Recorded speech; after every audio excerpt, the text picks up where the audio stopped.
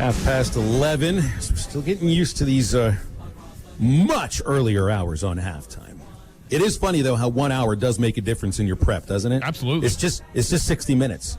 Those are 60 rather important minutes. And obviously, the past two shows we've done just weren't as good as the previous 250. Because that 1 hour makes the big difference, doesn't it? It does. Well, we'll have our best segment of the new hour now because Clay Henry's joining us. Editor, publisher, Hogs Illustrated. Clay, what's going on in your world these days? Good morning. I was hoping that I would come on there and you guys would be singing to me like Ty was the other morning. Well, that will never happen on this show. SmackDown was supposed to sing some Pavarotti at the start of the show, but yeah. Yeah, SmackDown / new Pavarotti complained of having a sore throat today, so I wasn't going to make him sing an aria yet. Yeah, you'll never hear singing on this show. I sing along with George Strait, but my wife told me one time, I didn't realize I did this, but I sing harmony apparently. Oh, yes, sing sir. The lead. I mean, I think that's what most people do when they sing along with the greats. They sing some kind of harmony in a different key. So he ain't lying. I played in the band once, and I understand different keys, and I never got to play the lead. I was always something underneath, and that's okay. That's what I need to be. I don't ever need to be the lead guy. Let me just put it this way: you got to know where you fit into what you're doing at that moment. I can sing. Like I've performed the national anthem at Travelers games, at Razorback games. I've been on stage. Yep. I've even sung karaoke without any liquid courage. You will between the hours of 11 and 1, you will never hear singing on these airwaves unless it's from a commercial. As they say in church, amen, brother. You got it exactly right. All right, Clay. I heard you were at you at practice yesterday. You got a chance to put your eyes on the field of the players. I did. It's what players are out there. They've got a lot of quarantine going on, and there's some of those guys. They get those rosters out, and they make little check marks, and I just look at them, and I was like, man, I'm going to watch practice. I'm not taking roll. I'm not doing class attendance. I'm just because the time is so limited. That if you did spend your time doing that, I really don't care if the third team defensive end is there or not. I want to watch the first team guys, the guys who are going to play. Now maybe at some point those third teamers play, but I'm not just going to check them off, looking for numbers. So I picked my spot. You get to pick your spot most of the time to watch the offensive line, and it was kind of the double dip because not only was Brad Davis there, but Sam Pittman was there for those 15 minutes. They both were working with the offensive line. And they had half-line things going, so they'd run stuff with the center and the left guard and the left tackle. And while that was going on, one of the coaches would be talking to the other guys, explaining it, making sure that they understood the detail that they were looking for. And then they would kind of, double team and take, it was a bacon and egg type deal, where they were ham and egg, I guess is what the right phrase. So it was really good to hear some of the coaching, some of the points that Sam was making. The one that he kept making over and over is you got to practice physical to play physical.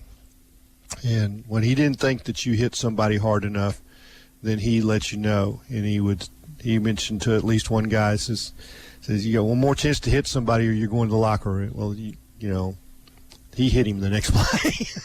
Yeah, you're going to listen to him, that's for sure. Yeah, it was physical enough to please me. And, I'm an offensive line guy. I mean, that's kind of what I would have been doing anyway, even if they weren't in this situation where you've got a new offensive line coach and a head coach that stresses offensive line. I'd probably be with those guys anyway, at least part of a practice. And I'm the guy that sits in the press box with binoculars and looks at the center so you can see both guards, the peripheral vision of your field glasses. And generally those three guys will take you to the ball anyway. And if you watch a game with those kind of that kind of focus, you'll know really what happened in the game and why one team won and one team didn't. I mean, you can watch the replay and see where the ball went, like you can see if it, but generally you're watching those three guys, and they're one of them's pulling, one of them, they're in pass set, the quarterback's right in front of them. It will tell you what's going on. And an old offensive line coach named Merv Johnson, who I guess he just retired from the Oklahoma radio booth, but he coached offensive lines for Arkansas under Frank Broyles for a national championship, Dan Devine at Notre Dame, and then 2 national championships he coached at Oklahoma for Barry Switzer. 4 national championships, 1 offensive line coach, and he taught me how to watch football. And all right. He did me a great favor. I think I need to sit next to you at a game some point once this COVID thing is done. 6 feet away, baby. 6 feet away. That's right. Once the COVID's done, we can sit in each other's laps. Yeah. I want to get into this offensive line stuff here because I can't help but notice, and you don't have to say their names. I can because I'm not going to practice. But and it's not a matter of role necessary, taking role. But Ricky Stromberg, I haven't seen his name in any reports. Yeah, for a while. He'll be back. He'll be back in a. Yeah, both those guys will be back any day, and they're doing their quarantine stuff. They're okay. Okay. But here's who I think will be the offensive line when all this shakes out. I think left tackle will be Myron Cunningham. Left guard will be Brady Latham, who's a redshirt freshman, meanest, nastiest guy that plays after the whistle. Coaches love him. Other team will hate him. Referees will be walking up to him. He's like, hey, listen to this. Listen for my whistle. Center will be Stromberg. Right guard will be Bo Limmer. And he's the strongest guy in the offensive line now. And then right tackle, I think will be an either or. I think right now it's Noah Gatlin because Wagner's out. He'll be back the next day or two. I think that's 50-50 between those two guys, and probably game performance. Both of them will play, and game performance will determine, or maybe those guys both play all year. Gatlin's got a little bit of that Latham in him. He's I don't want to say dirty, but I mean nasty is, it's the kind of attitude that you want with an offensive tackle in the SEC. And if you're thinking, well, what kind of stamp is Sam Pittman wanting for his guys? He wants them to be angry, nasty, physical. And that's the attitude that this team has lacked.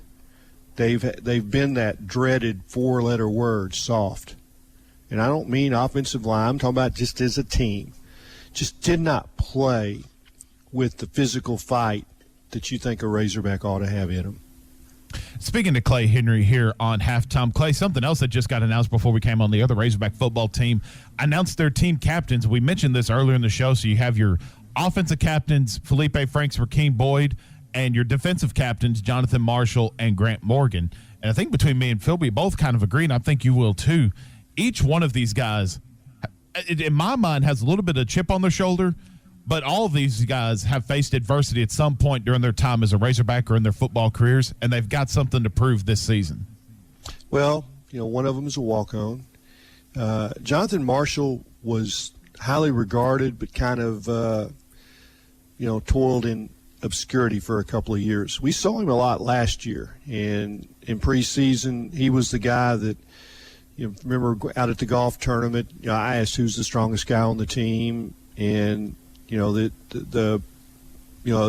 we got a dissertation from both the assistant coaches and the strength coach Tremaine Carroll on Jonathan Marshall that he basically could lift a car, and he's not been somebody that's made a tremendous amount of plays, but you can't move him, and so he's an inside anchor that we all expected to be a starter, and as they emphasize strength and workout regimen, and getting bigger, he did get a little bigger. I think he's more like 310, 312 now.